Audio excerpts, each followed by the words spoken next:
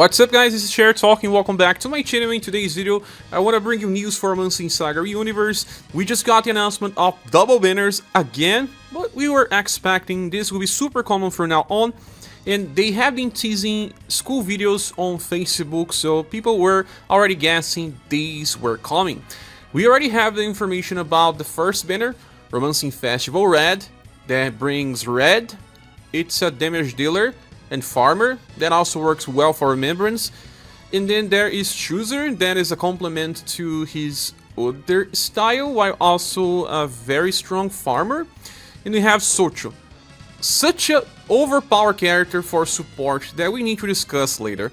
There is also the other banner that we don't have the information yet, that brings Selma, Will, and Genie. Well, Will is a Scrum Guard user, people may want him. Genie is still a debuffer with some damage, and I don't remember what Selma does. Then we have two new events coming up, and the first one is Welcome Mu Culture Fest. This one has 20 more HP cap compared to current events, brings you a rapier made for Selma, and cloth, I think this is made for Red, yeah, exactly. So there's 3,000 Jews from missions, that's pretty nice. Usually when we have double banners we have more Jews as well. And after that there will be this other event that's more about getting some drops and lots of tickets to get some other rewards. It will last for quite some time, so that's it. Now we need to discuss Red banner, because this can be very important for some future challenges.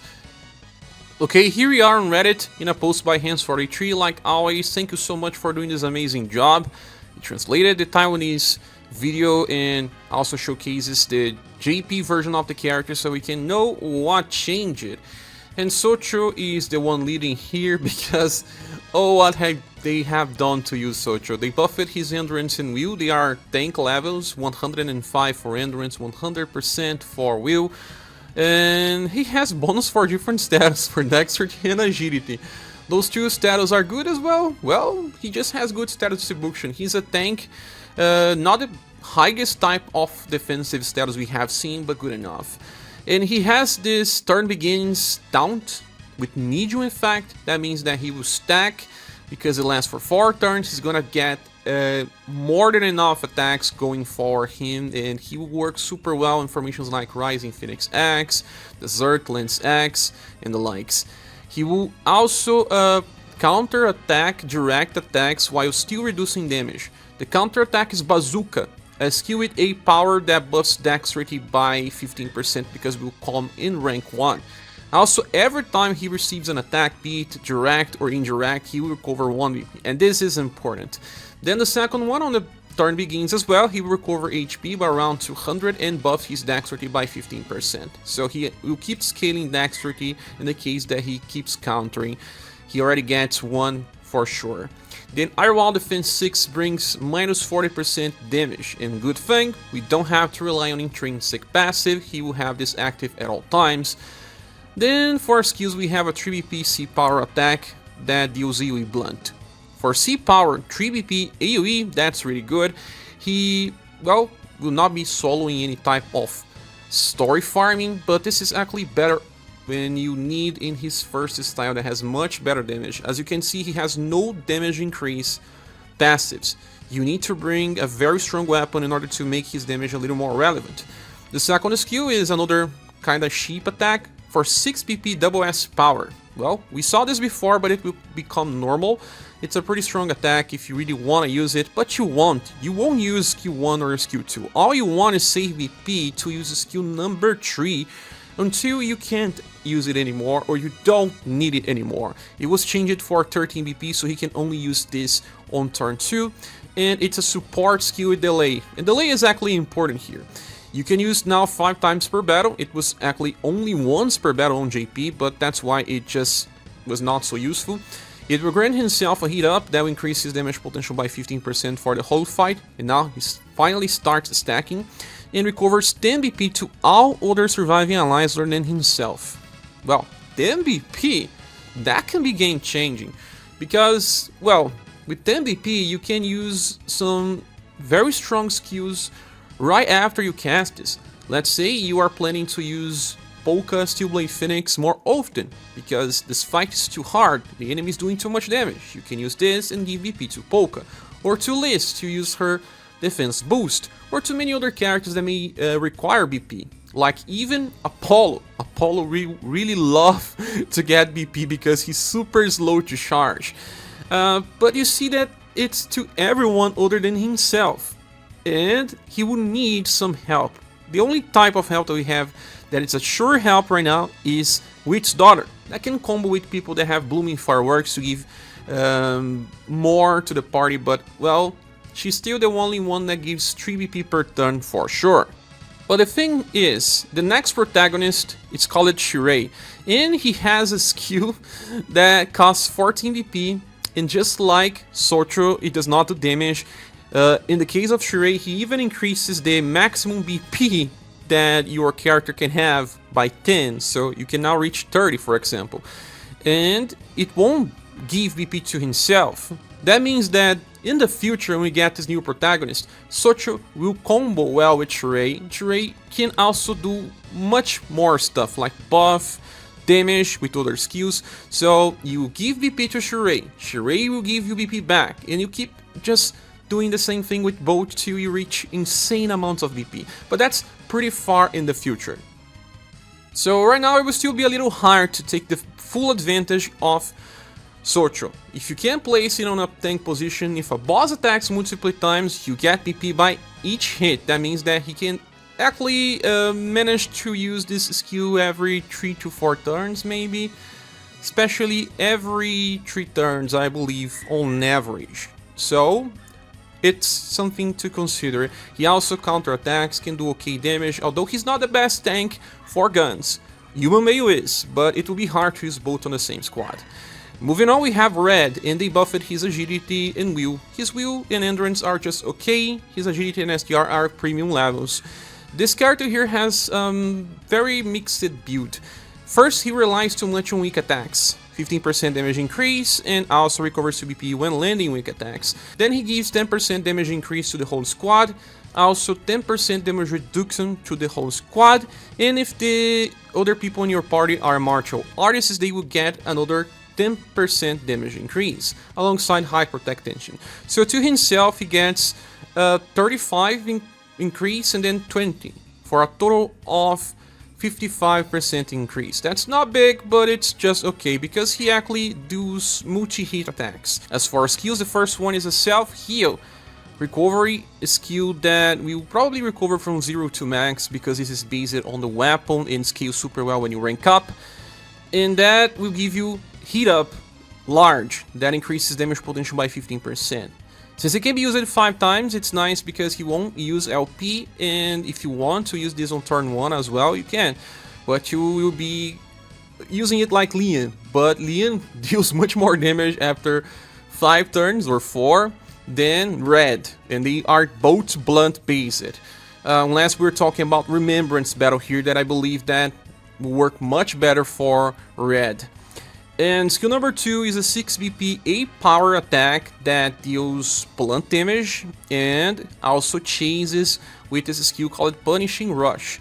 Punishing Rush is a skill with E power that will give you an extra 2, 4 or 6 BP, 33% chance for each of this. The good thing starts here. He needs to land weak attacks. It will happen every time on Remembrance, but on other boss fights, if they are weak to blunt, it will work as well. So we will get 4 BP back by the weak attacks, 3 BP by the end of turn. So only considering these things, we are already getting 7 BP in a turn and spending 6. We have 1 as extra, and we will get +2, +4 or +6 because of the Punishing Rush skill. It means that he can start the fight using this skill, reach closer to 20 BP and use something else. It's better to use a skill that you get from his latest Alkaiser style, a double hit attack that buffs STR and agility together. But if you don't have that style, Punishing Combo is okay to use as well, because it will give you some BP back if you are landing weak attacks. That means 6 BP back. And the last skill is a 9 BP full AoE attack with 8 power that deals blunt and slash damage. It's fast and will also chase with a skill called Roundhouse Kick, that it's just deep power and blunt. Let's give a look here. We have this attack with human female, for example. That means that when you consider 8 power plus D power, if you are using a forgeable weapon, you get something like high end of double S power. If you are using a remembrance weapon, it's similar to very entry level of triple S power. That is very similar to the damage we get with Galahad. But Galahad lands double elemental attacks with both hits. Red has the slash added element only on the first hit. And in order to use this more often, you need to land weak attacks with both hits. Just see, you get 7 BP back in that turn. And he uses 9, right? He can use this skill twice if used on the Dragon Stance Axe formation, but he can't use it 3 times like Galahad can, because this skill is not that cheap. Then, moving on, we have Shuzer, and they buffed this guy, only for dexterity, that's the only thing. His endurance and will are not that bad, so I understand why they didn't do anything else. But this guy seems to be way too limited into having his best style. First of all, he gets 2 BP by the end of turn and starts the fight with 11. That's the same passive as the latest Matriarch, for example. Then the second passive, when the turn begins, he grants himself an attack boost of extreme effect. That is 50% damage increase, boys. And it lasts for 2 turns and triggers 5 times per battle, so only for the first 5 turns. And it stacks, that means that by turn 2, if you are on the same fight, you get 100% damage increase. But if you are switching between waves, that gives you 50% damage increase for all 3 waves. Then we have fired up 7, increasing damage potential by 40%, so 90% when farming, that's good enough. The bad thing is that this guy doesn't have damage reduction passives. His status are good, but he would just take too much damage, and in some challenges you would just not survive to see the end of it. And for our skills, the first one is a free AoE attack with E power only that deals slash and pierce damage. Well, actually the first Shuzer will sometimes use normal attacks when he does not have BP, so you can give this skill to the first Shuzer if you want. This one will barely have a usage for this, especially because he's mostly a farmer.